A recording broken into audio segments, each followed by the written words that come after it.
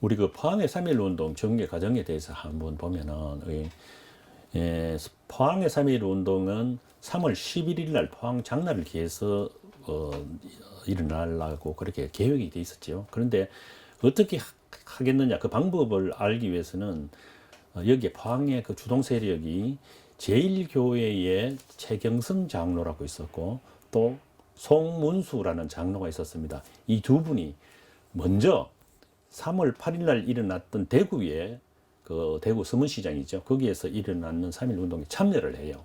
거기서 보고 또 그걸 배워서 여기서 실행을 하려고 갔는데, 최경성 장로는 거기서 잡혀버려요. 그리고 3월 9일 날 송문수 장로 혼자 포항으로 돌아옵니다. 그런데 포항에는 미리 3.1 운동을 하기 위해서 준비하던 세력이 있었습니다. 그게 영흥초등학교 교사들하고 제1교회, 그 당시에는 포항교회입니다. 거기에 있는 그 집사라든가 이런 사람들이죠. 대표적으로 이기춘, 이봉학, 장운환 이런 사람들입니다. 이런 사람들이 송문수가 대구에서 오는 것을 보고 다시 이제 그 사람들을 갖다가 모아야 되겠지요. 모아가 어디 언제 3월 11일 날 우리가 어떤 방법으로 해야 되겠다. 누구가 그날 와야 된다. 이렇게 하다가 이게 소문이 나버려가지고, 그래서 그 주동자 6명이 잡혀버려요. 근데 주동자가 잡혔다는 이야기를 듣고 포항교회 신도들이 3월 11일이 됐는데 그 주동자 없이 시위를 했어요.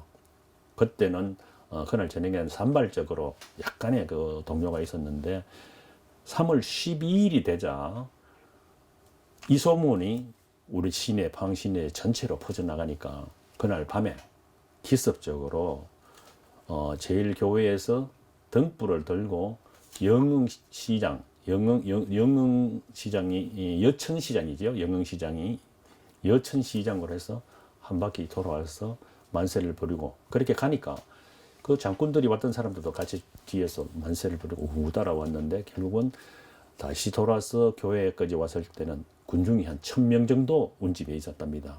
그렇게 큰 3.1 운동이 일어났는데, 그때에 이 일본 사람들은 어떻게 했나 하면은, 만약에 이 일본 사람들이 그 당시에 이 포항을 주도하고 지배 세력이 있는 그런 곳에서 3.1 운동이 일어났다 하면은 자기들도 좀 위신도 서지도 않고, 또 특히 경찰 쪽에서는 거기 보고 올라가면은 자기들이 승진한다든가 이런 데도 문제가 있잖아요.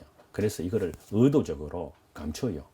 감추고, 또 그 우리 친일 세력이라든가 또 일본 그 거류민단 중에 제일 거류민단 중에 우리보다 보면은 뭡니까, 제향군이네, 이런 사람들을 동원을 해가지고 3.1 운동을 할 만한 사람을 미리 딱 포섭을 해가지고 못하도록 그렇게 설득을 합니다. 1대1로.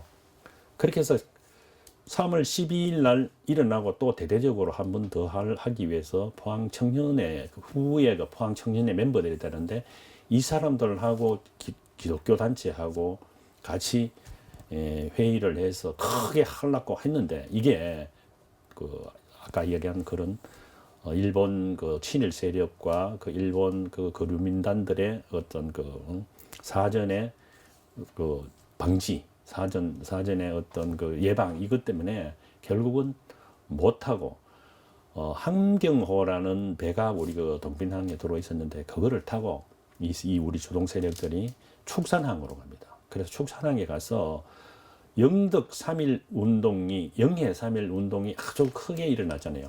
그 세력들이 포항에 있던 그 주동 세력들이 거기에 합세를 했습니다. 만약에 그때에 우리가 일본 사람들의 그 조직적인 방해가 없었더라면은 영해의 3.1 운동에 버금가는 그런 무력적인, 아주 폭동적인 3.1 운동이 포항에서도 있었다고 봐야 되겠지요. 그런데 어떻든 간에 이런 내용들은 최근에 우리가 발견된 일본 사람 나카다니 다케사부로라든가 이런 사람의 자서전에 그런 게 나오고, 또 그 당시 일본 경찰들이, 고등 경찰들이 상부에 보고한 문건이잖아요. 이런 데도 거기 나와요. 그리고 시대일보라는 일제강점기 때 나온 신문이 있었는데, 거기에도 기사가 나옵니다. 그래서 이런 걸 종합해 볼 때 우리 포항의 3.1 운동이 안 알려졌지만은 정말로 조직적이고 또 아주 크게 그렇게 일어났다는 것을 알 수가 있죠.